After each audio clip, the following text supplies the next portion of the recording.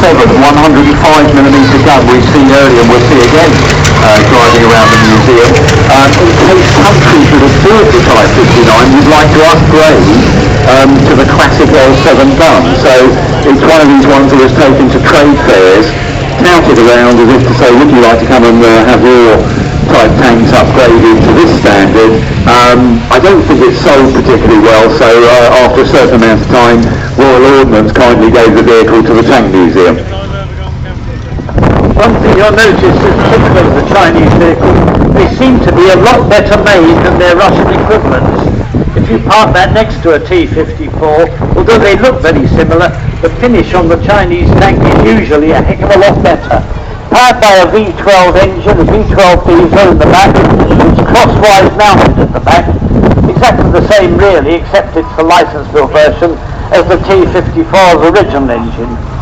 But the only trouble with them was that the rounded type of turret, which is David Chevy always invited to do its first design around, gives you very limited ammunition. You have a driver in the front, 3 manual turrets, and it has torsion, Christie type of major torsion bar on these things because the Christies were getting a bit long in the tooth by this time and waited for the plane to go away. But the Americans preferred shooting at it, so they've got a 50 caliber Browning on top. So you find there's a machine gun in the front of the hull, which is known as the lap gun, operated by a man sitting to the right of the driver, and right. Second machine gun directly to the main arm.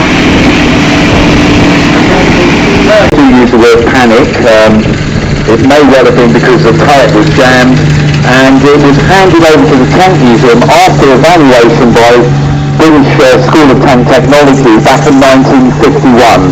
And it's a key exhibit. We started the restoration process back in the 90s, and really that restoration process is a continuous thing. We still are doing work to the vehicle. Tanks are always quite tall by comparison with their other Western counterparts, but it's been replaced now by the Abrams, which, because it has the new style armour, is a much flatter and squarer vehicle.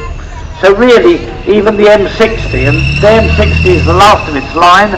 It was preceded by the M48, and earlier still the M47, and they were all more or less the same, with a cast turret on a fairly flat hull.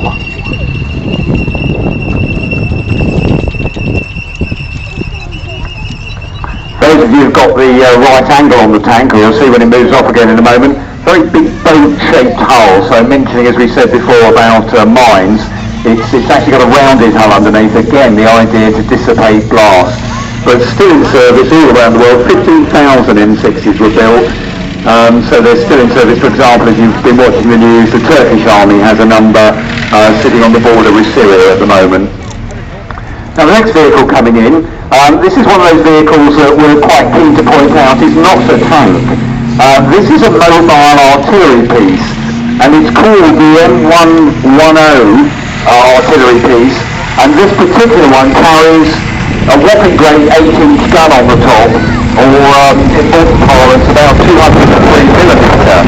It was designed in the 1950s. They designed it for the 8-inch gun and a 175mm gun, and it's a way of taking on storing ammunition that had to be carried on a separate vehicle and only very independently required.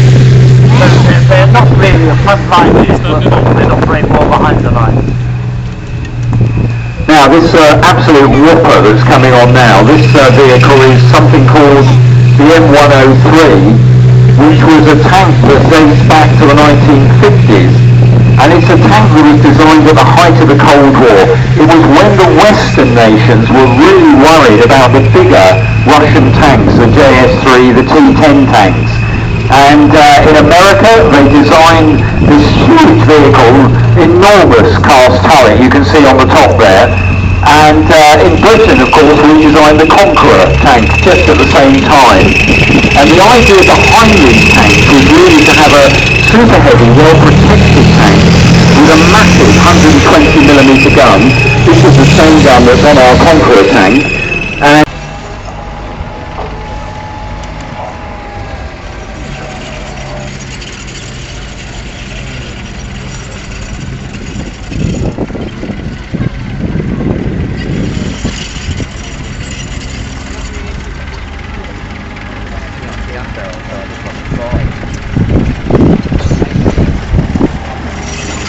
as David said, the Tiger's powered by a Maybach, and I should emphasise it's a V12 and it's petrol.